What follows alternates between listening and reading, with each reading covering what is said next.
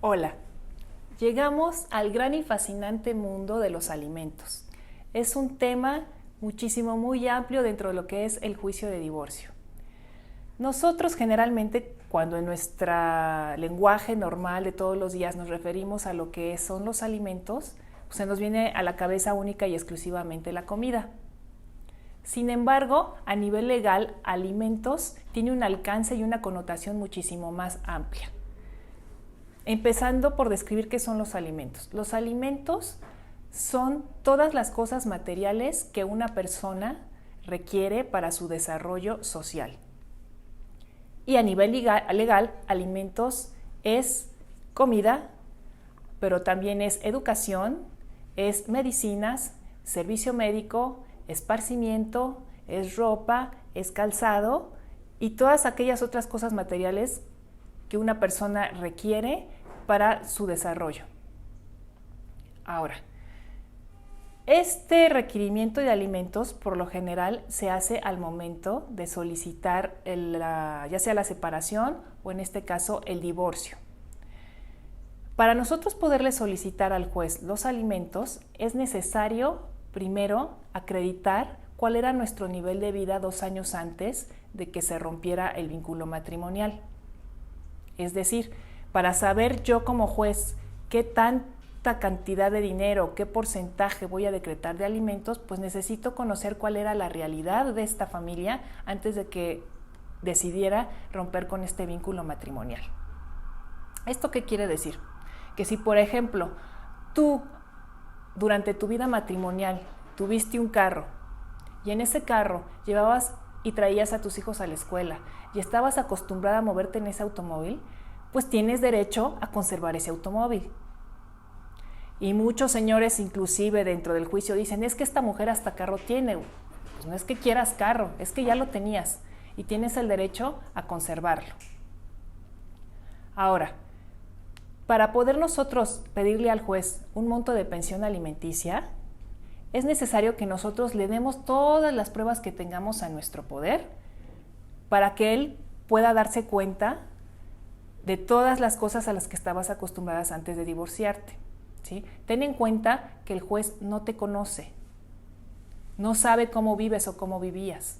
Entonces es importante nosotros ayudarle al juez con cierta documentación. Por ejemplo, si estabas tú acostumbrada o tenías servicio médico, bueno, pues presentarle lo que es el contrato con la aseguradora. O cuando menos, mucha gente ni siquiera tiene ese dato. Bueno, pues cuando menos tener el nombre de la aseguradora para que el juez pueda girar un oficio y pedirle informes. Si existía un automóvil, cuando menos ten la precaución de tener una copia de la tarjeta de circulación. Cuando vayas, por ejemplo, con tus hijos al cine, o si estás acostumbradas a llevarlos al cine cada fin de semana, cada 15 días, pues guárdate el ticket del Cinemex y también la nota del combo que les compres, las notas de remisión de la carnicería donde vas a comprar, las notas del Walmart, las notas del Superama, ¿no? Del dentista que te expida un recibo de honorarios. Todo esto le va a ayudar al juzgador a tener un criterio mucho más amplio para saber cómo vivías y cuánto fijar de pensión alimenticia. Ahora, los problemas dentro de la práctica pasan cuando el señor no tiene una fuente de trabajo estable, ¿sí? Cuando se dedica, no sé, es tapicero, cuando a lo mejor hasta limpia parabrisas en un alto, es albañil, no tiene un patrón, porque en estos casos pues el juez no sabe cuánto gana, no sabe cuánto porcentaje fijar. Diferente cosa sucede cuando el señor que tiene la obligación de pagar esta pensión alimenticia pues sí tiene una fuente de trabajo estable, porque en estos casos lo que hace el juzgador pues es pedirle informes a su patrón. Oye, ¿desde cuándo trabaja ahí esta persona? ¿Cuál es su puesto? ¿Cuál es su categoría? Y en función de eso, él fija la pensión alimenticia. Pero cuando el juez no tiene esta información, se ve en la obligación de fijar el monto de esta pensión basándose en los salarios mínimos diarios vigentes. Y esto pues da como resultado a que la pensión que te estén fijando pues es una pensión raquítica. Porque aquí el juez lo que toma también en cuenta es que hay un equilibrio entre las necesidades de los menores y de la esposa si es que se dedicó al hogar y las posibilidades que tiene la persona de pagar alimentos. ¿Esto qué quiere decir? Que si de entrada tu todavía pareja, ¿no?, gana, no sé, 500 pesos a la semana o 500 pesos a la quincena, pues no es equilibrado que tú pidas de pensión alimenticia 5,000, 10,000 pesos. ¿Por qué? Porque no está dentro de las posibilidades de la persona, ¿sí? Entonces hay que tener cuidado con eso. El juez siempre va a atender a este equilibrio. Bueno, ¿qué necesidades tienen los acreedores alimentarios y qué posibilidades tiene la persona que tiene la obligación de darlos? Ahora, aquí en la práctica también se da mucho el hecho de que la gente se preocupa mucho. Oye, pero ¿y qué tal si el patrón se lleva muy bien con el trabajador? Y resulta que cuando el juez le pide informes, declara que gana una cantidad menor a la que en realidad gana. De entrada, cuando el juez hace esta solicitud de información, se le hace saber, en este caso al patrón, de que incurre en un delito de falsedad de declaraciones, en dado caso que pretenda falsear la información respecto a los ingresos de su trabajador. Y en caso de que se acredite de que verdaderamente el trabajador gana una cantidad muy superior a la que su patrón declaró, entonces se convierte en deudor solidario. ¿Esto qué quiere decir? Que también el patrón le va a tener que entrar al pago de pensión alimenticia.